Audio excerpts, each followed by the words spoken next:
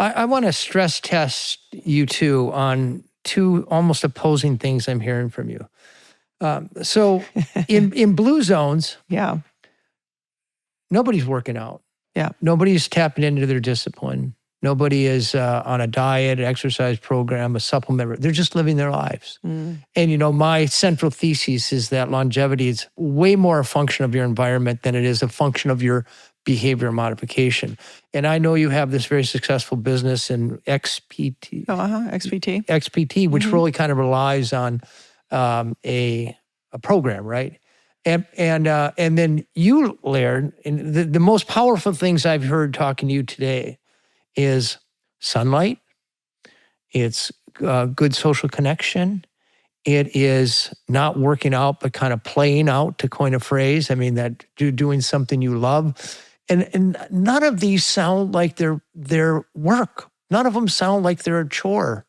They all seem joy-based. And I'm just wondering, when you juxtapose these two extremes in the approach to health, one is sort of doing what you love, but doing it every day, and the other is mustering the discipline and the presence of mind and the program and the resources. Where do you land? Well, I think you don't realize on the Laird side, misunderstood. The output at the output is treacherous. So it can be how it's all fun. That's not how he describes it, though. I know, but his relationship with discomfort is unusual. And so let's not play games in there. The output is brutal. So, that that's works. Not what he, I guess but that works for Laird and Laird's organism, because Laird has a mission. And if what his mission requires is brutal. So he can't over here and then go do that. You will be ill prepared. So I think that's his language that works for him and where he's going to put himself. He's putting himself with places you and I are not putting ourselves. We're not putting ourselves in front of a 40, 50-foot wave. No, but you could also find me there. But you could also look at. You could also just. But don't you laugh at the? Did I read you laugh at the wave or something?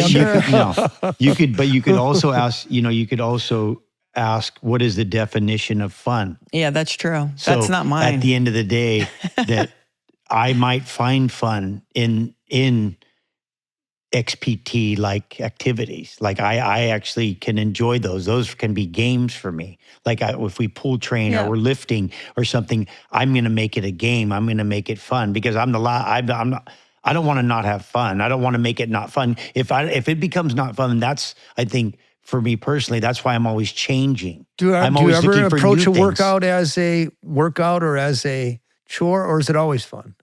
Well, I'm trying to make it fun. If it becomes a chore, I stop wanting to do it. Yeah, it's not interesting. That's a universal. I'm conflicted when I hear this, though. I got to tell you. Yeah, and also if you talked about those zones, like you talk about the blue zones. Oh, it's so fun, and I'm like, is it? Well, if you talk about the blue zones, what's your definition of fun? But if you talked about those zones, okay, they don't work out, they don't do any of these things. Okay, cool.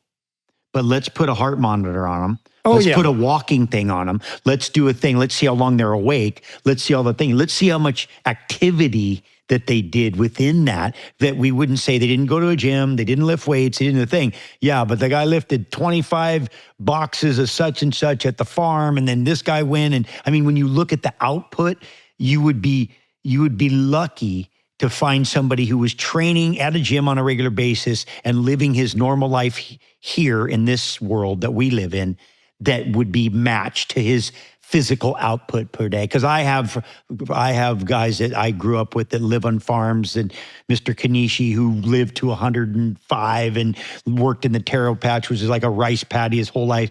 And he was a savage. Like but never lifted a weight, never went to the gym, didn't take any supplements. He'd wake up and eat an orange, and then he would be in the field for the whole day. And so again, he's where we should be looking for lessons, actually. Well, you're right. But the thing is, no, I don't dispute this. We just are built. I mean, his is for his sport, and mine is for sanity and a framework. Because also I train with a lot of people, so there's a community component when I train. Which you probably love. Yeah, 100%. Yeah, it's also like, hey, my kid's going through this. Do you know someone? Or the dog has a thing. So it's like you use that moment. But You are right. I mean, those people, the way they're living, that is, but we're so far away from that. So how do we're having to build community through these other things. We're having to build community through XPT, through HiX. We're supplementing. Yes. Like we're I said, compensating. I think that's the big, because I don't think the other people living in these beautiful homes and hills probably we're compensating. That train left so long ago. And the problem is people don't even have a sense of biology anymore.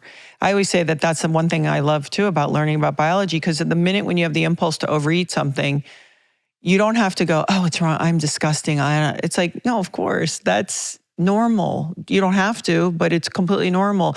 I don't feel like working out. Right, because you're set up to conserve energy. It's all okay. Yeah. So how do you just navigate the thing? And so I think you're 100% right, but we live, what the problem is we are completely in conflict with our biology the way we live.